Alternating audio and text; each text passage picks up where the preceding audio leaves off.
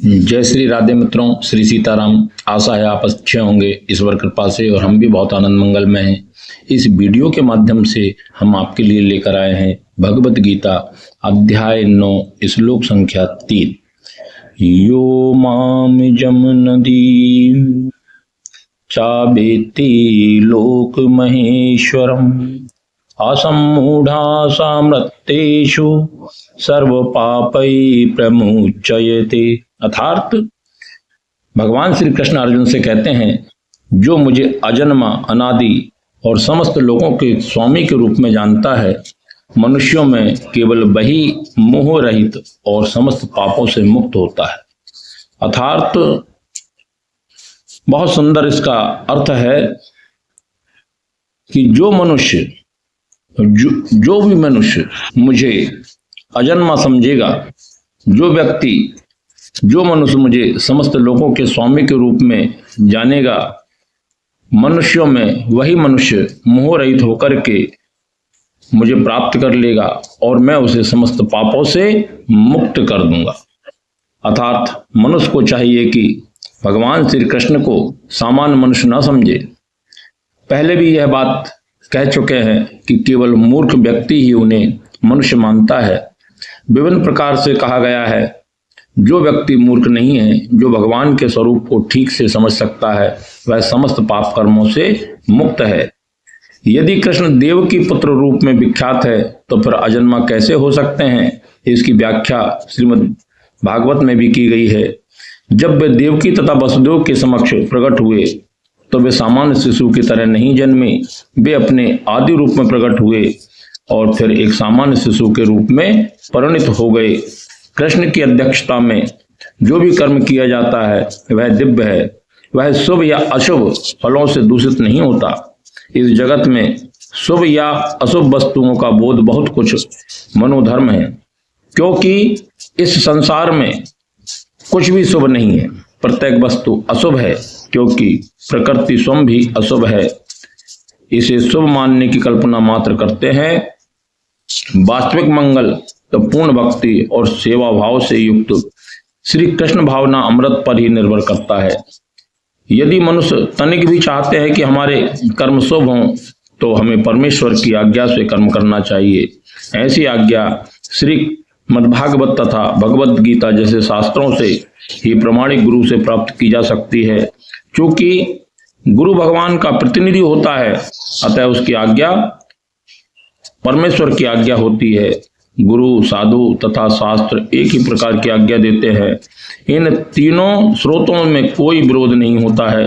इस प्रकार से किए गए सारे कार्य इस जगत के शुभ अशुभ कर्मों के फलों से मुक्त होते हैं। कर्म संपन्न करते हुए भक्त की दिव्य मनोवृत्ति वैराग्य की होती है, जिसे संन्यास कहते हैं। जैसा कि भगवत गीता के अन्य श्लोकों में भी 6वें अध्याय के प्रथम श्लोक में कहा गया है, जो भगवान का आदेश मानकर कोई कर्तव्य करता है, कोई कर्म करता है, और जो अपने कर्म फलों की शरण ग्रहण नहीं करता, अर्थात अनाश्रित कर्म फलम, वही असली सन्यासी है। जो भगवान के निर्देश अनुसार कर्म करता है, वास्तव में सन्यासी तथा योगी वही है। केवल सन्यासी या छदम योगी के वेश में रहने वाला व्यक्ति नहीं है। चलिए क्रम में और आगे बढ़ते हैं। श्री कृष्ण की हर उस वस्तु से भिन्न है जिसकी सृष्टि हुई है, और जो उन्हें इस रूप में जान लेता है, वह तुरंत ही सारे पाप कर्मों से मुक्त हो जाता है।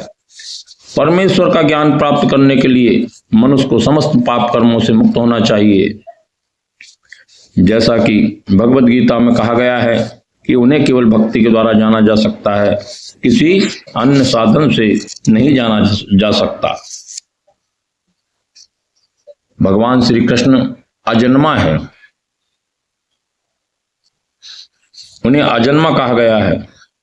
भगवत गीता के 2वें अध्याय में भी वर्णित उन जीवों से भिन्न है जिन्हें अज कहा गया है। भगवान जीवों से भिन्न है, क्योंकि जीव भौतिक आसक्तिवश जन्म लेते हैं, मरते हैं।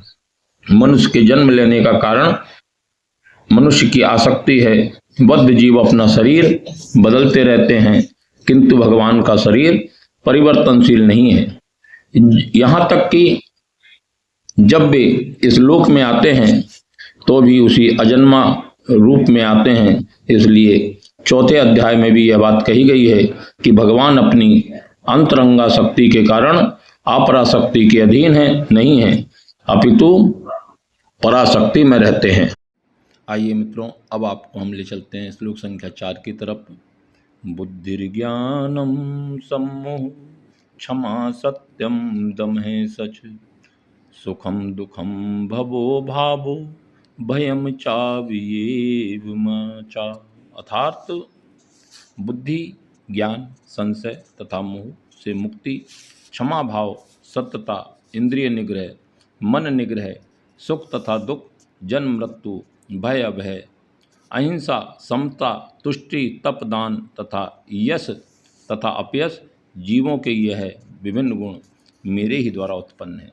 भगवान श्री कृष्ण अर्जुन को कुरुक्षेत्र के मैदान में यह उपदेश कर रहे हैं। भगवान श्री कृष्ण की यह वाणी ही भगवद गीता के नाम से जानी जाती है। अर्थात अर्जुन विषाद युक्त है और किम कर्तव्य मूढ़ है कि क्या करें अथवा ना क्या करें। तब भगवान श्री कृष्ण कहते हैं कि हे अर्जुन, तू मेरी बात को ध्यान से सुन। आज मैं तुझे ऐसा गोपनीय ज्ञान दूंगा जिससे कि तू समस्त कलेशों से मुक्त हो जाएगा। अर्थात आइए विस्तार से इसका अर्थ करते हैं। जीवों के अच्छे या बुरे गुण भगवान श्री कृष्ण के द्वारा उत्पन्न है और यहाँ उनका विस्तृत वर्णन है।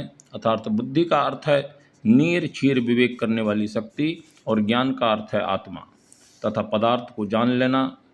जैसे कि विश्वविद्यालय की शिक्षा से प्राप्त सामान्य ज्ञान मात्र पदार्थ से संबंधित होता है, यहाँ इसे ज्ञान नहीं स्वीकार किया जा सकता। ज्ञान का अर्थ है आत्मा और भौतिक पदार्थ के अंतर को जानना।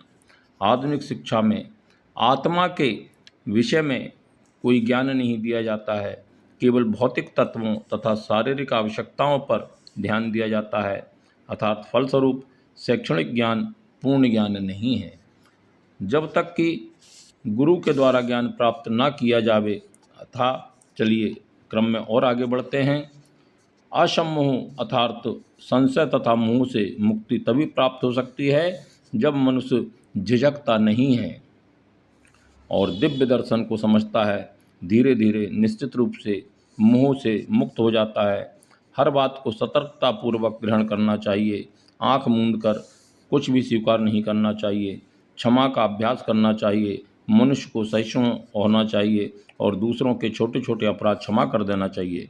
सत्यम का अर्थ है कि तथ्यों को सही रूप से अन्यों के लाभ के लिए प्रस्तुत किया जावे और तथ्यों को तोड़ना मरोड़ना नहीं चाहिए। सामाजिक प्रथा के अनुसार कहा जाता है कि वही सत्य बोलना चाहिए जो अन्यों को प्रिय लगे, किंतु यही सत्य नहीं है। सत्य को सही सही रूप में बोलना चाहिए जिससे दूसरे लोग समझ सके कि सच्चाई क्या है। यदि कोई मनुष्य चोर है और यदि लोगों को सावधान कर दिया जाए कि अमुक व्यक्ति चोर है तो यह सत्य है।